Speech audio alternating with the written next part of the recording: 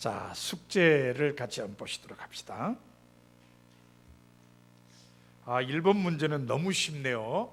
이삭의 두 아들 이름은 무엇입니까? 뭐죠? 에서와 야곱. 쌍둥이죠. 예, 쌍둥이 아들입니다. 두 번째 문제를 봅시다. 야곱의 이름이 이스라엘로 바뀐 곳은 어디입니까? 어디죠? 예, 야복나루. 이 야복강이 있는데요. 글쎄요, 제가 마지막에 간 게 언젠가요? 그러고 보니까 저도 마지막 성지순례 한 게 거의 15년은 돼 가네요. 그쯤 돼 가는데요. 제가 마지막에 본 이 야복강은 그냥 우리나라의 시내라 그러나요? 개울보다 조금 큰 거, 그 정도였습니다. 못 잊어버리는 게 제가 거기서 미끄러져 가지고요.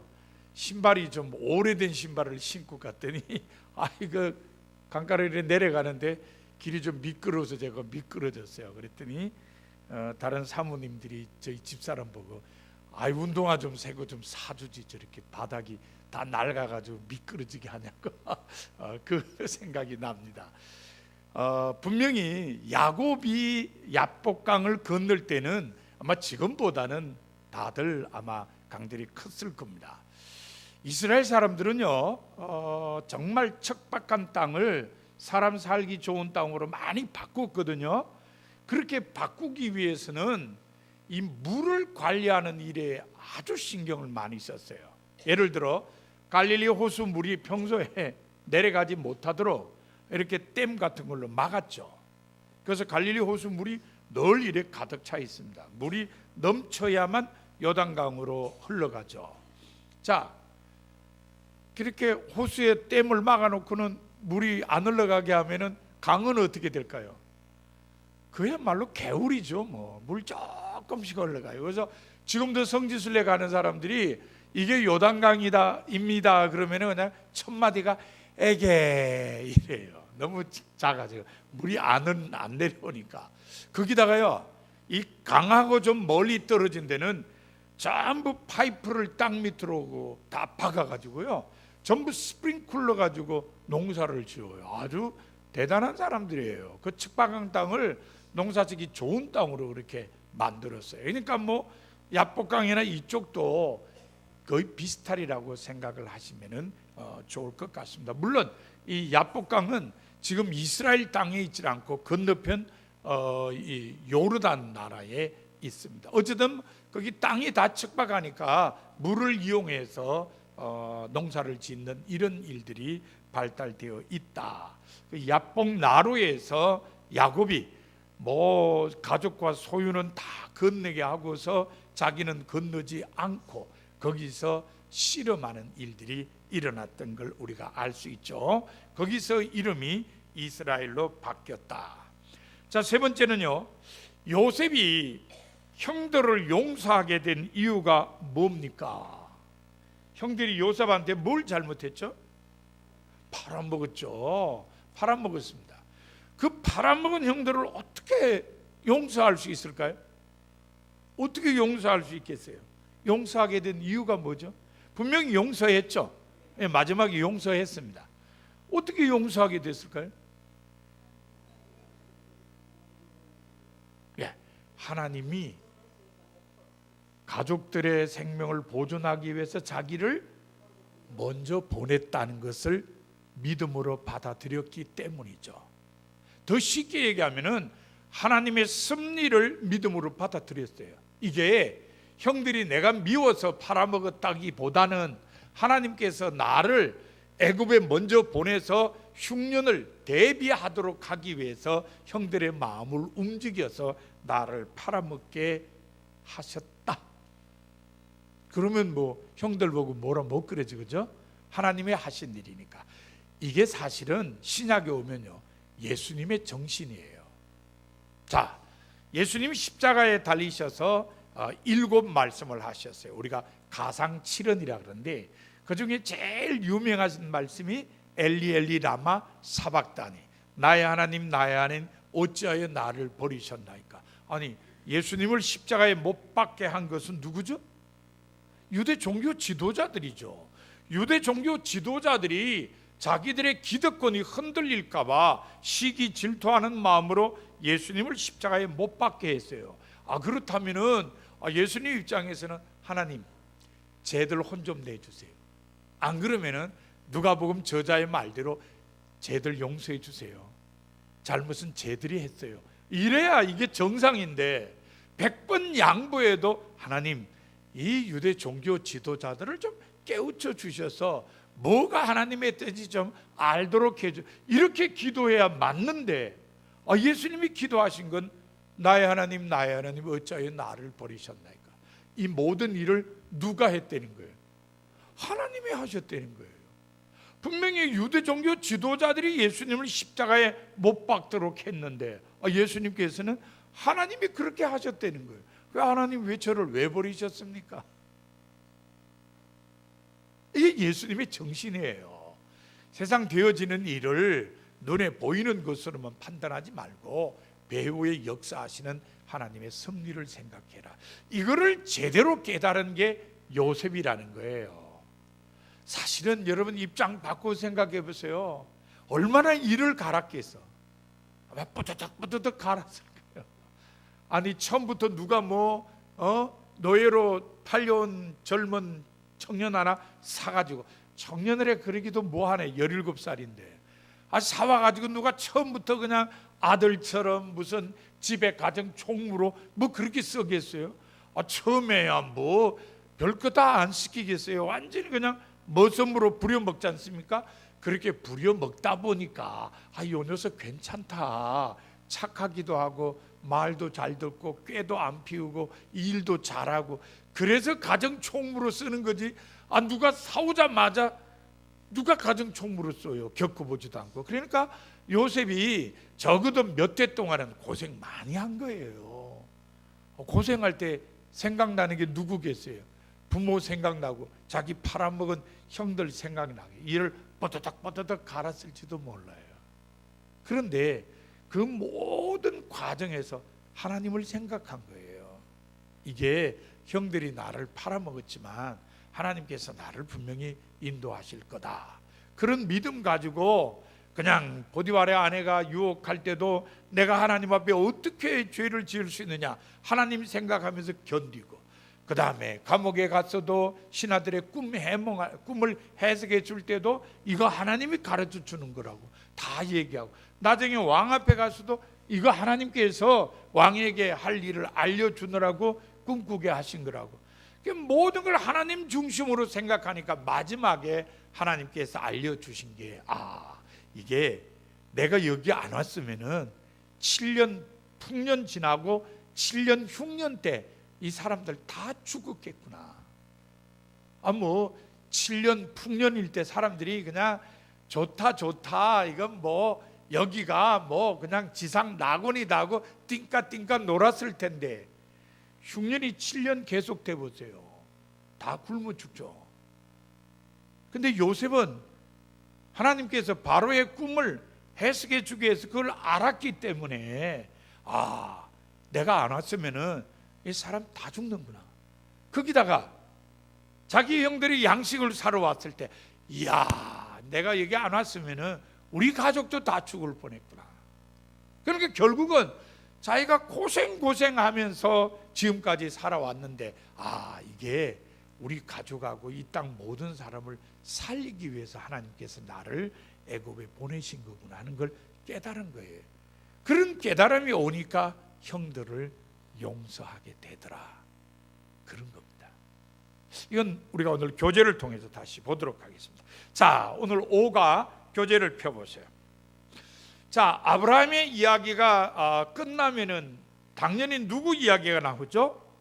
이삭 이야기 나오죠. 아브라함의 아들 이삭 이야기가 나옵니다. 근데 사실은 창세기에는 이삭 이야기는 그렇게 많지 않아요. 왜 그러냐면은 창세기는 누구 중심의 이야기냐면은 아브라함과 야곱 중심의 이야기예요. 근데 이삭은 약하게 나가요. 그러면 목사님 요셉은 뭡니까?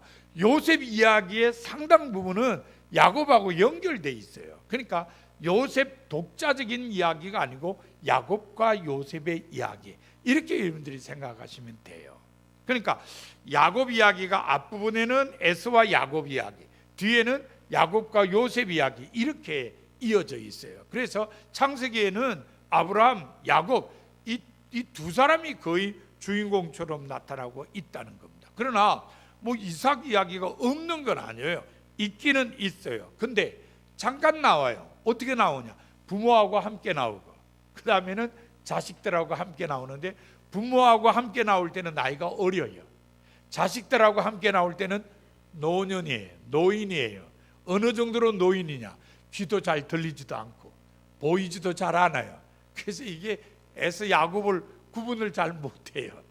그 정도로 나이가 많은 노인으로 나옵니다. 하지만 그럼에도 불구하고 이스라엘 사람들이 신앙 고백할 때는 하나님은 누구의 하나님이냐? 아브라함과 이삭과 야곱의 하나님, 그렇게 나와요. 그러니까 아무리 짧게 기록되어 있다 하더라도 이삭도 족장이면은 틀림없다는 겁니다. 그러니까 이삭이 많이 기록되어 있지 않다 하더라도 아브라함, 이삭, 야곱은 족장이다. 그래서 이들에 대해서 기록한 역사를 족장사라 그런다 하는 것을 우리들이 알 수가 있는 겁니다. 이삭이요, 이게 많이 나오질 않는데, 예를 들어 이제 문장에서 이삭이 주어다, 이게 몇 개나 되느냐? 아내를 위해서 기도하는 게 나오고 자식을 위해서 기도하는 게 나와요.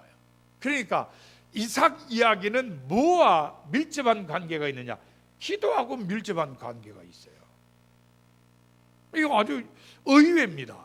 짧은 이야기인데도 이삭이 정말 기도하는 사람이구나 하는 걸 알 수가 있어요.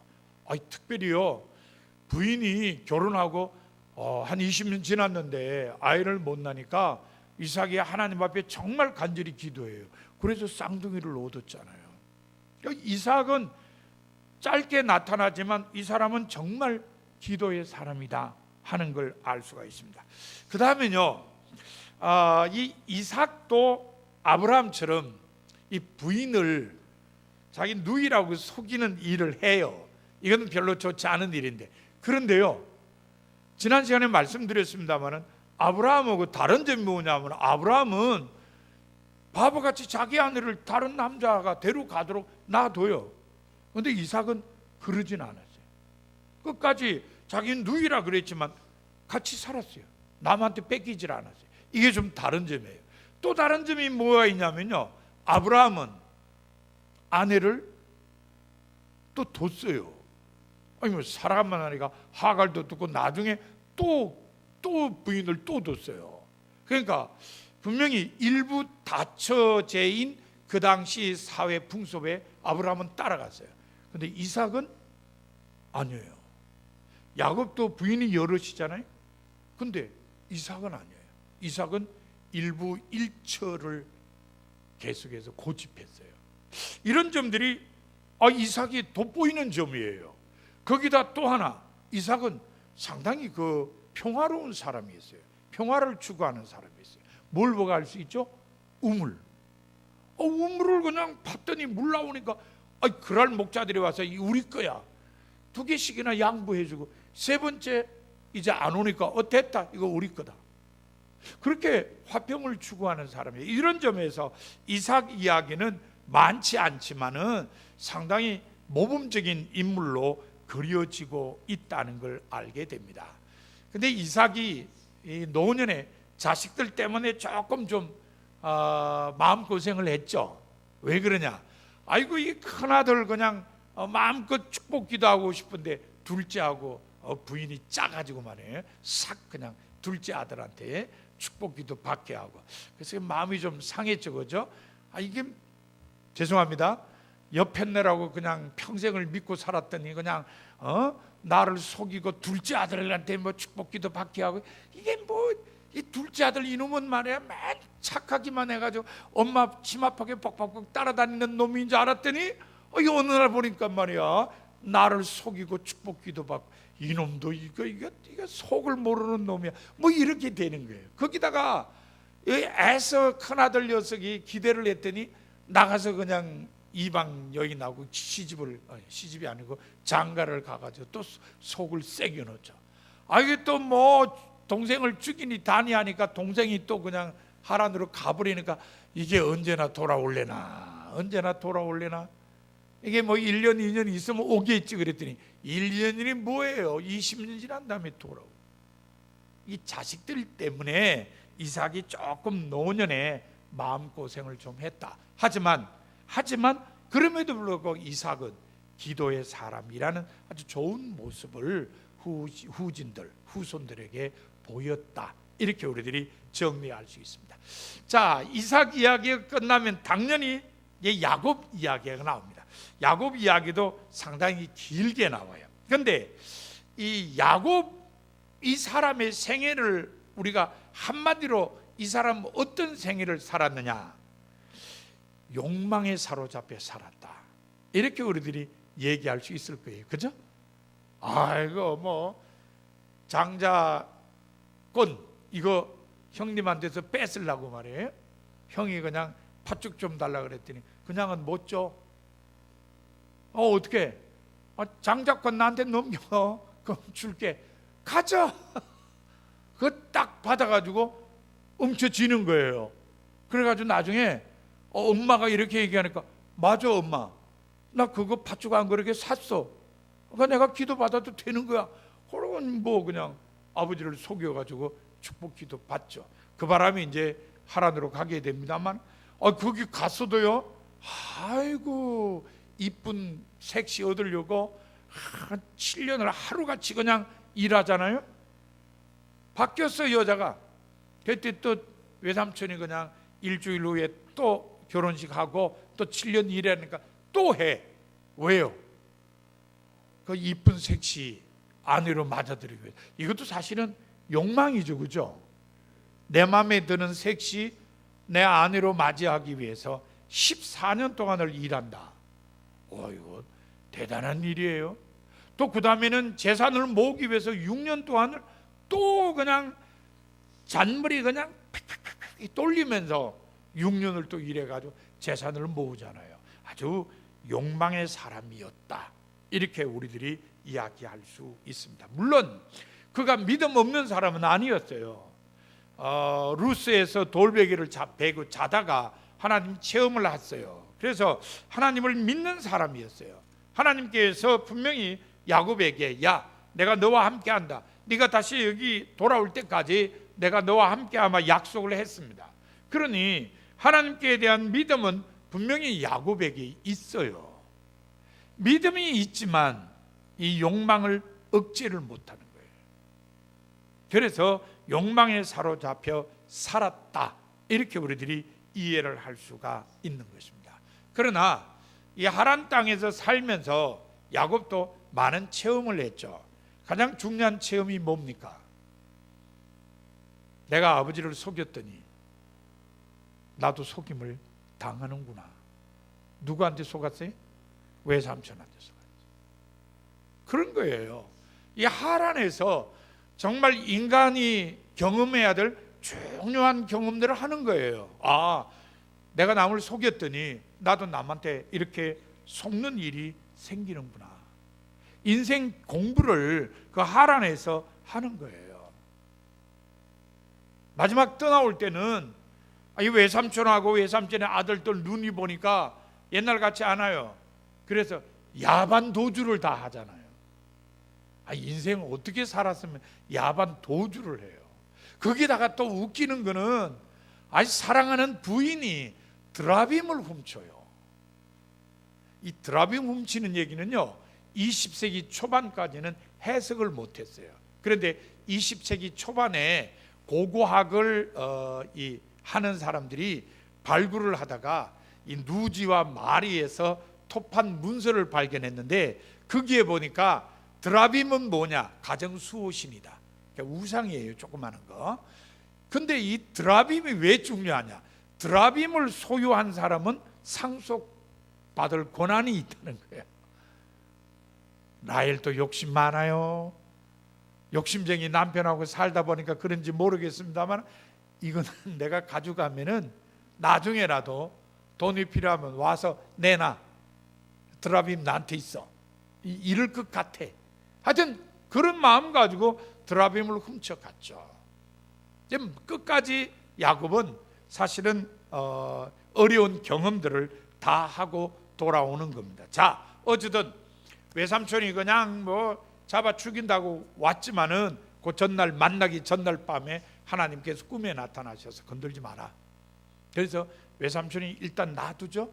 그래서 이제는 뭐 걱정 없이 가도 되겠구나 하고 집에 오는데 미리 좀 사람을 보내가지고 앞에 상황이 어떤지 보라 그랬더니 아이고 쌍둥이형 에서가 장정 400명을 거느리고 자기를 기다린다는 거예요. 아니 20년 만에 동생이 돌아오는데 왜 400명이나 되는 사람을 거느리고 기다려요?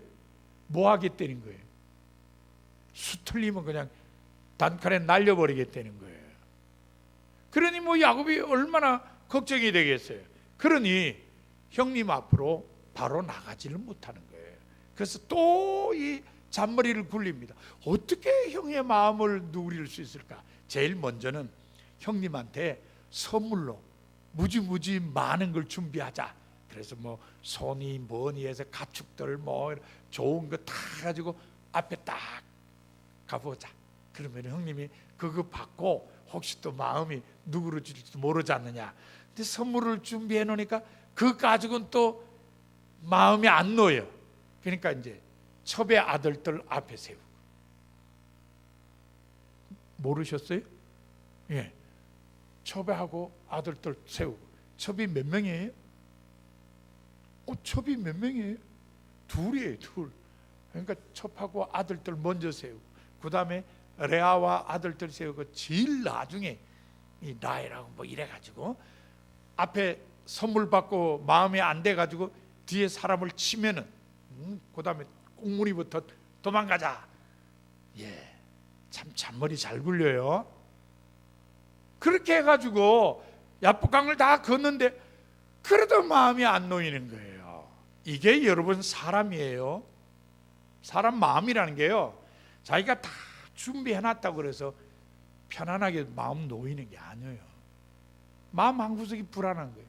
그래서 다 건너게 해놓고 자기는 안 건너요. 야복나라에서 밤을 새워요. 뭐 하겠다는 거예요. 여러분 의도를 짐작하시겠어요? 왜 다 건너고 혼자만 안 건너고 야복나라에서 밤을 새우려고 했을까? 뭐 하려고 혼자 남았을까요? 네? 그렇죠. 일단 기도하려고. 이게 상황이 보통 심각한 게 아닌데 자기가 그냥 하란으로 이 개나리 보침 하나 둘러매고 가다가 루스에서 돌멩이 베고 잤을 때 하나님이 꿈에 나타나서 말씀하셨는데 그 하나님 왜 생각이 안 나겠어요? 그때도 참 해는 져서 어두운데 그랬을 거 아니에요? 혼자서. 그 지금도 마찬가지잖아요. 가족이랑 물건 다 보내놓고 야복나라에 혼자서 똑같은 상황이에요. 해는 져서 어두운데 이런 상황이에요. 그러니까 하나님하고 좀 해결해 보려고 혼자 있는 거예요. 근데 어떤 사람이 오더니 씨름하자는 거예요. 밤새도록 그 사람하고 씨름한 거 아니에요. 이게 상징적이죠, 그죠? 상징적인 겁니다. 뭐 정확한 해석을 어떻게 하느냐 몰라요. 어떤 사람은 하나님하고 씨름했다, 어떤 사람은 하나님이 보낸 천사하고 씨름했다, 뭐 누구하고 씨름했는지는 몰라요. 그러나 씨름 끝에 이게 한도뼈가 위골되고 이름을 새롭게 얻게 되었다는 거죠.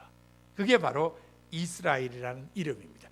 자, 여러분 교재 31쪽 밑에서 한 5, 6줄 보면요, 이스라엘이라는 이름에 대해서 왕대일 박사님이 설명을 해놨어요. 자, 엘, 이스라엘, 그 제일 뒤자 엘은 하나님이거든요. 하나님. 그 다음에 이스라엘은 뭐냐? 다스린다는 거예요. 그러니까 하나님이 다스리는 존재, 이게 이스라엘이에요. 우리 성경에는 뭐라 그랬죠? 하나님과 겨루어서 이겼다. 그렇게 해서 이름이 이스라엘이라 그랬다. 이렇게 나와 있는데 왕대일 박사님이 이 히브리 말로 설명하기는 하나님이 다스리는 존재, 이게 이스라엘이다. 이렇게 설명을 해줬습니다. 아유, 이제 하나님이 다스리는데 뭐가 걱정해, 그죠? 그러니까 당당하게 형한테 나가는 거예요. 그래서 형님 만나러 자기가 앞에 나가요. 절을 몇 번이나 해요? 절을 7번이나 하면서 형님 딱 만나가지고 형님한테 아뢰는 말씀이, 내가 형님의 얼굴을 배운 적 하나님의 얼굴을 본 것 같습니다. 이 말 한마디에 그냥 형님 마음이 싹 녹아집니다. 다 하나님의 역사죠, 그죠? 하나님이 지금 함께 하시니까 형의 마음을 녹여줍니다. 이렇게 해서 야곱은 가나안 땅에 들어와서 정착하게 됩니다. 그것도 형하고는 같이 살지는 않죠.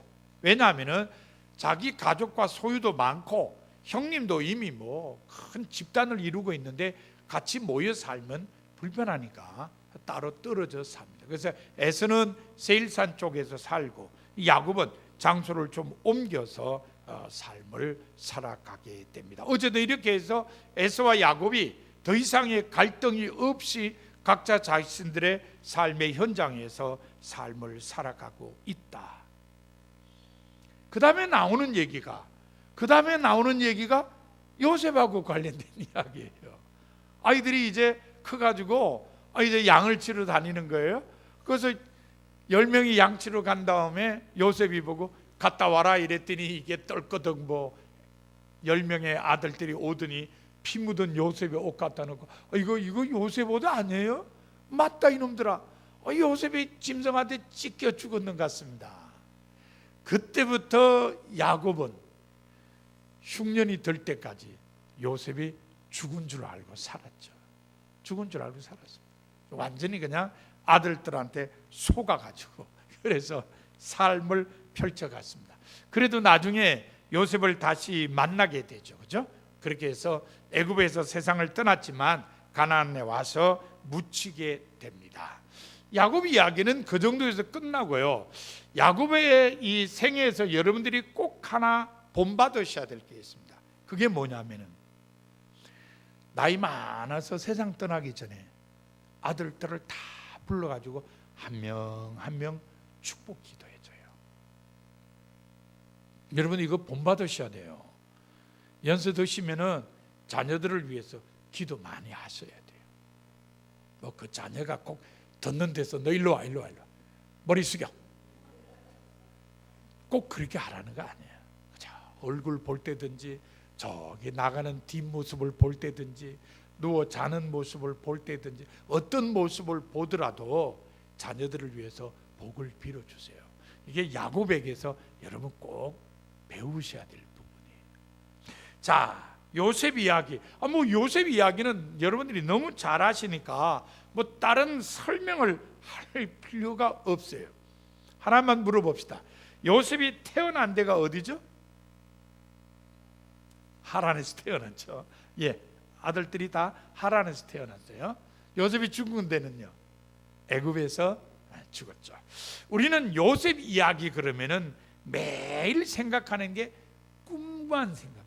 꿈쟁이. 그렇게만 생각합니다. 사실 꿈은 하나님의 역사를 이루는 도구였죠. 꿈 때문에 애굽에 팔려갔고, 꿈 때문에 왕을 만났고, 꿈 때문에 총리가 됐죠. 다 꿈 때문에 됐어요. 그러나 우리가 그 꿈에만 사로잡히면 안 됩니다. 꿈은 수단이나 도구였고 실제로는 하나님께서 배후에 역사하셨다. 하나님께서 그 지역 모든 사람을 살리기 위해서 요셉을 총리로 쓰셨다. 이걸 우리들이 기억을 해야 됩니다. 어쨌든 총리가 되어서 풍년이 다 끝나고 흉년이 왔을 때 요셉의 형제들도 왔습니다. 사실은 요셉이 형들을 테스트했죠, 그죠? 첫 만남에서 테스트했습니다. 그랬더니 형들이 자기들의 잘못을 뉘우치는 거예요. 자기들끼리 그 보라고 그 동생 팔아먹는 게 아닌데 우리가 팔아먹어가지고 지금 그냥 벌 받는 거 아니냐고 자기들끼리 그런 걸 요셉이 듣고 눈물이 나가지고 가서 씻고 다시 오고 이러잖아요. 그러니까 요셉이 형들이 자기들의 잘못을 분명히 깨닫고 인정하고 회개하고 있구나, 이걸 알았잖아요. 그래서 베냐민 데려오라 그랬더니 두 번째 올 때 베냐민 데려와서 그 형제들한테 자기가 누구라 이런 걸 분명히 밝혔죠. 그 자기가 누구라고 하는 걸 밝히면서 중요하게 했는 말이 오늘 우리가 본문으로 읽었는 거예요. 당신들이 나를 팔아먹기 때문에 걱정하지 마세요. 하나님이 당신들의 생명을 구하기 위해서 나를 먼저 보낸 것뿐입니다. 이렇게 얘기를 해요. 사실 이 이야기는요, 나중에 한 번 더 나와요. 언제 나올까요? 언제 이 얘기가 한 번 더 나올까요? 야곱이 세상 떠났을 때요. 야곱이 세상 떠나니까 형들이 다시 두려워하는 거예요. 왜요? 저 녀석이 아버지 있을 때는 아버지 때문에 우리를 용서했지만 아버지 돌아가셨으니까 이제 아버지도 없으니까 니네들 혼나봐. 그리고 우리 심판하면 어떡하나 이렇게 겁이 나가지고 그냥 요셉한테 사람 보내가지고 우리를 그냥 종들로 삼아.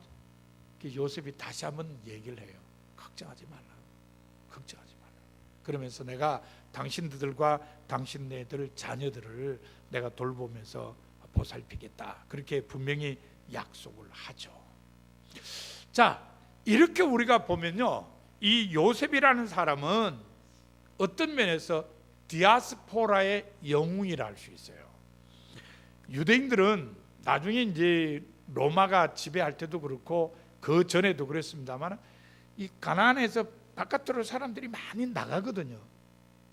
사실은 바벨론이 유대를 멸망시켰을 때도 바벨론이 세운 총독을 사람이 죽이는 바람에 이집트로 도망을 갔거든요. 그때 예레미야를 데려갔어요. 그래서 알렉산드리아를 중심으로 해서 유대인들이 모여 살았어요. 나중에 이 히랍 사람들이 억압을 할 때도 밖으로 도망을 갔죠. 그때는 자기들이 자원해서 흩어졌어요. 여기는 너무 억압이 심해서 못 산다고 도망가거든요. 근데 나중에 로마 시대는요, 103년 바코바의 폭동 이후에는 아예 유대인들이 가나안 땅에 못 들어오게 했어요. 강제로 다 흩어버렸어요. 그러니까 여러 곳으로 흩어진 그 유대인들을 디아스포라라 그러거든요. 그러니까 다른 나라에 가서 사는 사람 유대인들을 디아스포라라고 한다고 생각하면 돼요. 그러면 첫 번째 디아스포라가 누구예요? 바로 요셉이죠. 근데 요셉이 얼마나 당당해요. 총리까지 돼가지고 모든 사람을 살리는 구원자의 역할을 했으니까 이건 뭐 디아스포라 중에 영웅이죠. 모델이라고 생각해도 괜찮을 겁니다. 나중에 이 비슷한 모델이라네, 이 비슷한 디아스포라가 또 한 사람 나중에 나오죠. 누굽니까? 다니엘. 네, 다니엘 같은 사람이 또 나오고, 지금 권사님 말씀하신 대로 에스더도 나오고, 이런 사람들이 모르드게 뭐 이런 사람들이 나중에 나오죠. 근데 첫 영웅은 요셉이다, 이렇게 생각하시면 됩니다. 이 요셉은요, 이 너무 이렇게 위대한 일을 했기 때문에 나중에 요셉 지파가 둘이 되죠.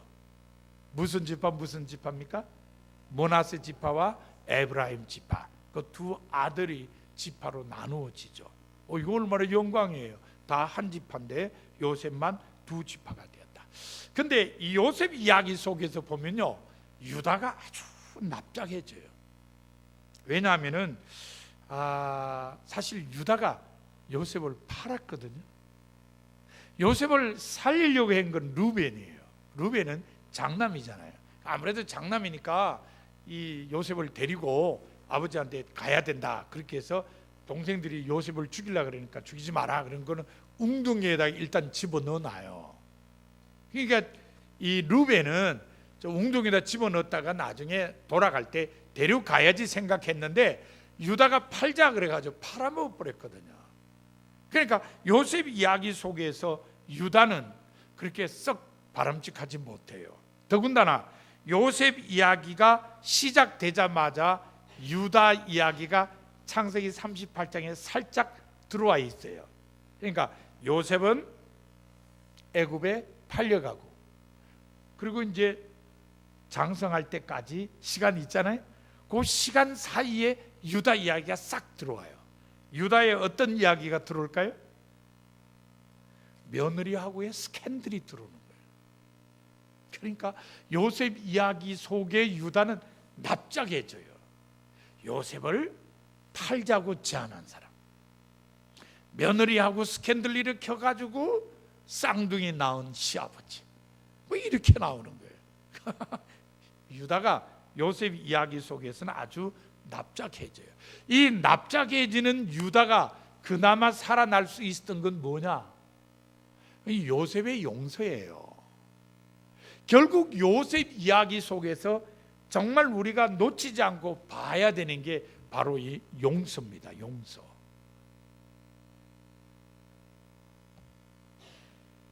용서가 있어야 화해가 되죠. 용서를 하지 못하면요, 끝까지 갈등하게 됩니다. 끝까지. 사람요, 화해를 못하면요, 숨 거둘 때까지도 욕을 합니다. 숨 거둘 때까지도 그놈 그럽니다. 무서워요. 그러니까 여러분 혹시라도 어떤 사람하고 뭐 갈등이 있으면 화해를 해야 돼요. 그래야 나도 편하고 상대방도 편해요. 그거를 요셉 이야기 속에 볼 수 있어요. 인류 역사는요, 갈등을 해결해서 화해가 되면은 편안하게 지내지만 화해를 못하고 갈등 속에 계속되면은 늘 전쟁이 있고 그러는 거예요. 그 요셉 이야기 속에서 우리는 그래, 갈등에서 화해로 나가기 위해서 서로 용서할 수 있어야 된다. 이거를 우리가 배울 수가 있는 겁니다. 나름대로 이 족장들 이야기는 우리에게 던져주는 게 있어요. 이삭은 기도의 사람, 야곱은 그냥 축복해주는 사람, 요셉은 용서해주는 사람, 그래서 화해하는 사람. 정말 우리가 본받아야 될 족장들이에요. 창세기는 이렇게 족장들의 이야기를 쭉 소개하면서 마무리가 됩니다. 우리에게, 자 여러분, 이렇게 믿음의 선조들이 신앙을 우리들에게 있게 만들어 주셨습니다. 그렇게 깨우쳐져요. 자, 여러분 모두 창세기에 나오는 이 족장들의 정말 좋은 모습을 삶에 본받아서 이 족장들의 발자취를 따라가는 성도가 다 되시기를 바랍니다. 기도하겠습니다.